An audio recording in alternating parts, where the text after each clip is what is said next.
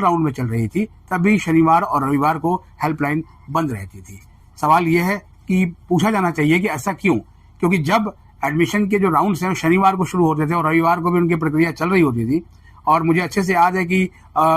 Second allocation round में Sunday को भी कॉलेजेस में जो है वो टीचर्स आए थे, कॉलेज के प्रिंसिपलों ने बुलाया था वेरिफिकेशन प्रक्रिया को पूरा करने के लिए, तो फिर हेल्पलाइन क्यों नहीं काम कर रही थी। कुछ सवाल हमने आज जो है वो ड्यू के एडमिशन ब्रांच को भेजे थे और उनके जवाब इस समय तक भी प्राप्त नहीं हो पाए हैं। ये मैं सवाल आपके सामने पढ़ देता हूं, जिससे आपको जानकारी मिलेगी कि इस राउंड को लेकर दिल्ली विश्वविद्यालय कितना संजीदा है, क्योंकि दिल्ली विश्वविद्यालय के वाइस चांसलर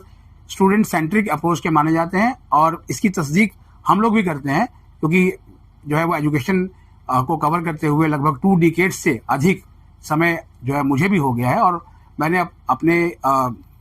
ड्यू को कवर करने के पूरे इस कार्यकाल के दौरान जो है वो दीपक नैयर से लेकर प्रोफेसर योगेश सिंह तक को देखा और मुझे प्रोफेसर योगेश सिंह में स्टूडेंट सेंट्रिक अप्रोच बहुत ज़्यादा दिखता है। और इसीलिए जब भी मामले उठते हैं स्टूडेंट से रिलेटेड, वो फटाफट एक्शन लेते हैं, चाहे वो ड्यू के बच्चों को रिफंड नहीं मिलने वाला मामला हो या फिर ऑर्फन कोटा का मामला हो, सिंगल गर्ल चाइल्ड का मामला हो। और ये सारी चीज़ें जो है दिल्ली विश्वविद्यालय ने अपनी एडमिशन प्रक्रिया में होते देखी।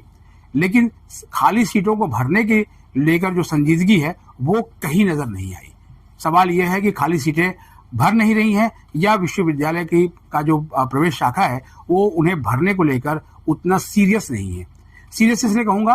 क्योंकि अगर फोन नहीं उठेंगे, मेल का रिप्लाई नहीं आएगा, तो फिर क्या